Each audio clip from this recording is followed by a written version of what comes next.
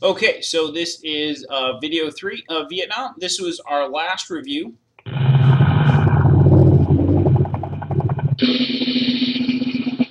All right, and so we are in our third part of Vietnam. We talked about the early part of the war and the increasing hostility in the middle, and now we're going to get to this end mark, 1975.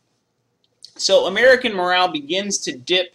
Like I said, disproportionate representation of poor and minorities in the war. So previously, wars took a wide swath of American youth in them, but lots of poor and minorities participate, and it's seen as really an unfair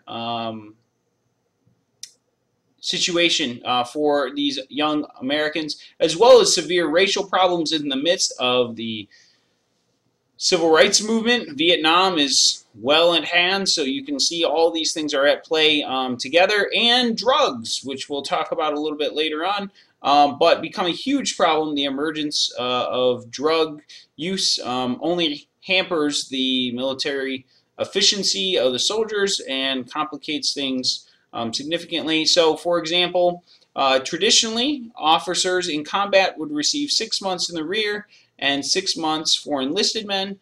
However, men in combat for 12 months at a time, that is a large stretch of time because of the action they needed to perform. These troops serve in long tours of duty. The same we see happen in Iraq and Afghanistan, and there are consequences when someone's out in dangerous situations for 12 months. So, are we becoming the enemy? This is a good question, right? Are we really becoming what we are fighting against?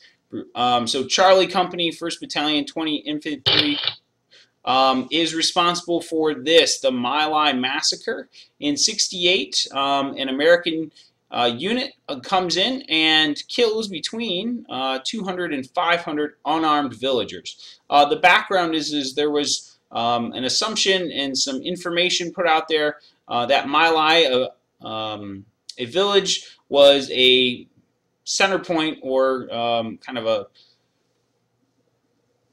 command center for the Viet Cong, and so these Americans go in and they don't discover anything, and due to this and frustrations and distrust of the local population, they slaughter these people, and Lieutenant William Cawley, the platoon leader, is called into questioning, and this gets put out in the American press, and this is really an example of kind of the downward spiral in Vietnam.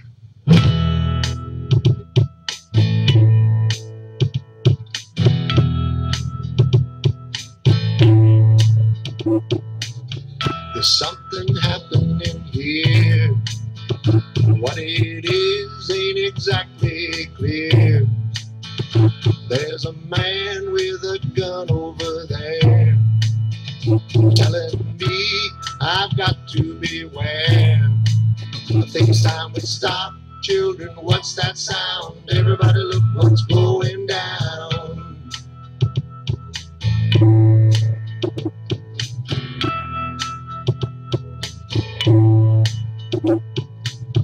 This battle line's being drawn. Nobody's right if everybody's wrong. Young people speaking their minds, getting so much resistance from behind. It's time we stop. Hey, what's that sound? Everybody look what's going down.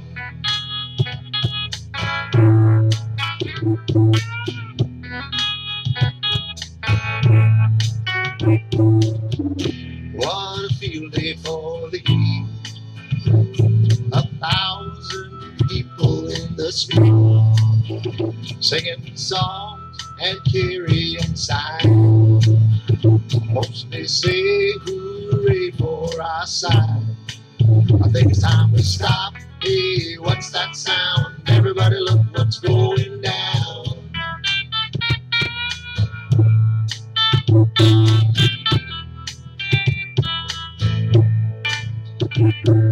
Paranoia strikes. Into your lives it will creep. It starts when you're always afraid. Step out of line, a man come and take you away. We better stop. Hey, what's that sound? Everybody look what's going. We better stop. Hey, what's that sound? Everybody look what's going. We better stop. Now, what's that sound? Everybody look what's going. We better stop.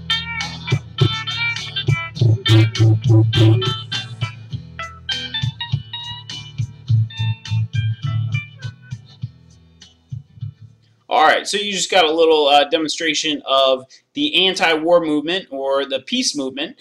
So we'll work our way backwards quickly. And so we see that demonstrations really got pretty severe, that students, in particular college students, because they were ripe age for drafting, really took a strong stance against the war and protest. They do things like try to break up the Democratic Convention in Chicago, as well as protests on college campuses all across the country, but in particular Berkeley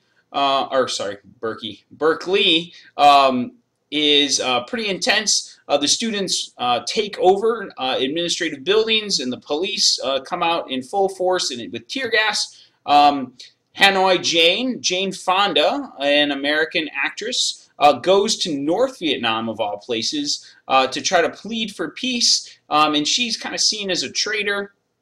Moving on, things get even more difficult when at Kent State in Ohio, just near Cleveland, there are 4 students who are shot in kind of a confusing series of events, which we'll talk about more in class. But nevertheless, this picture really solidifies this clash between authority and, sorry about that, hold on one second, between authorities and young people protesting against the war.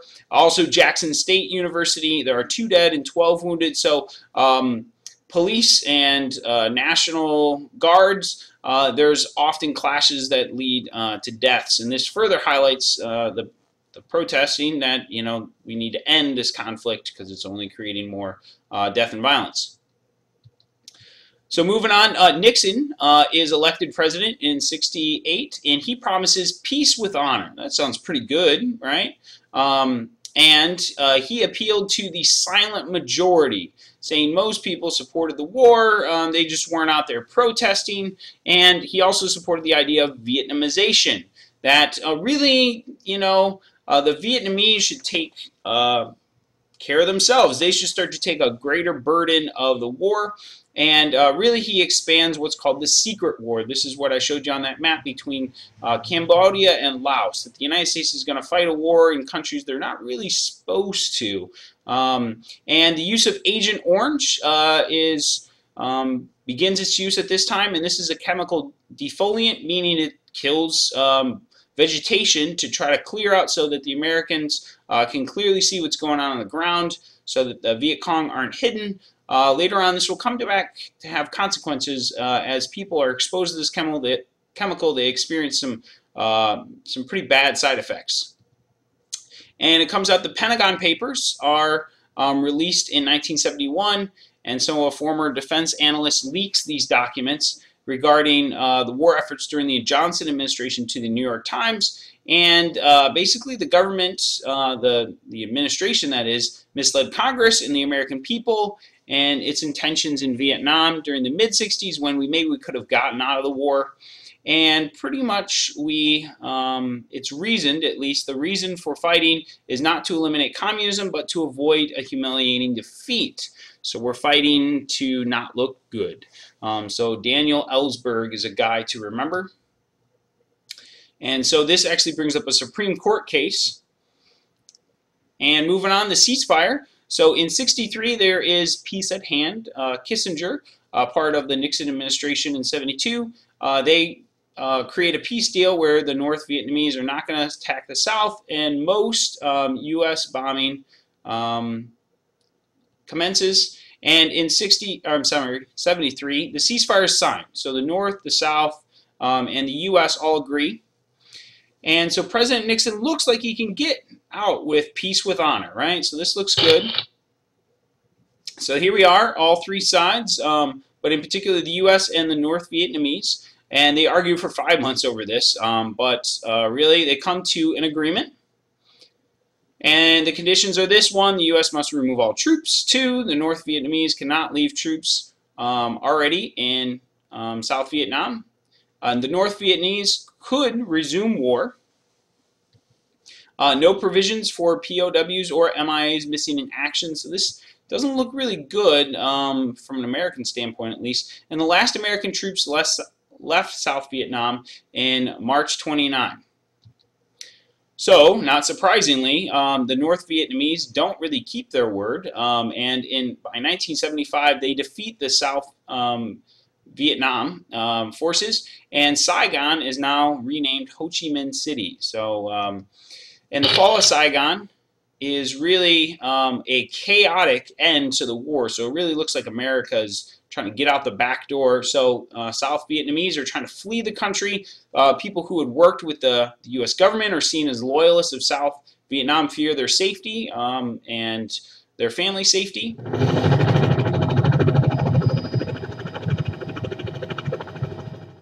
Okay, we can see an incident here, April 30th, 1975. Really is a tough day for Americans sorry about that, a little slip of the button. So the Vietnamese, the Southern Vietnamese, stormed the U.S. Embassy, the last really stronghold of the United States in South Vietnam, as Americans and Vietnamese load onto helicopters and head out. However, word gets out that not everybody's going to get a chance to leave, so there's this mass chaos at the end.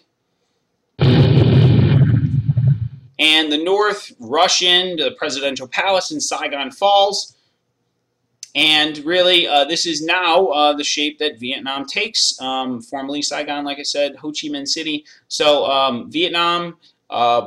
North Vietnam wins the conflict for all intents and purposes as the United States leaves the fight.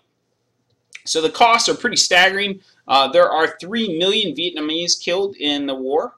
And there are 58,000 Americans killed and over 300,000 wounded.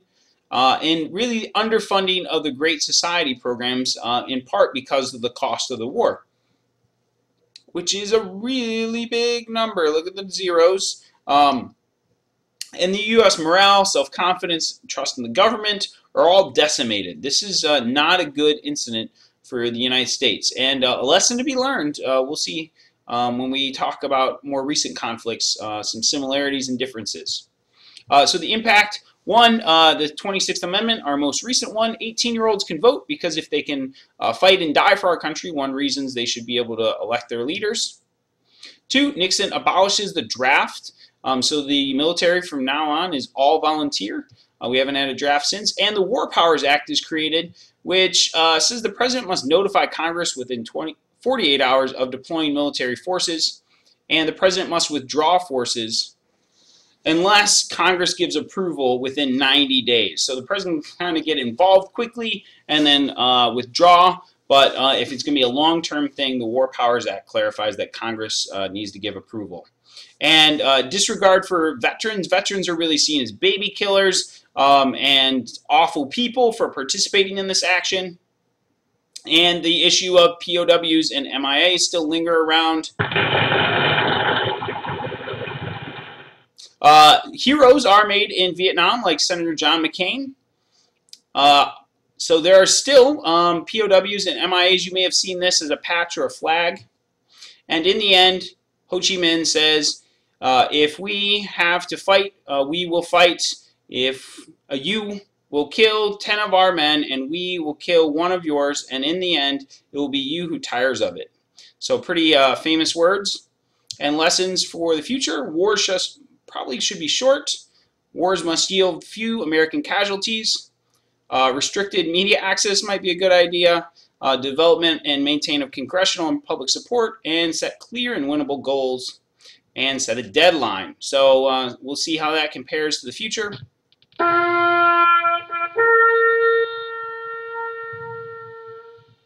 And here are some of our review terms.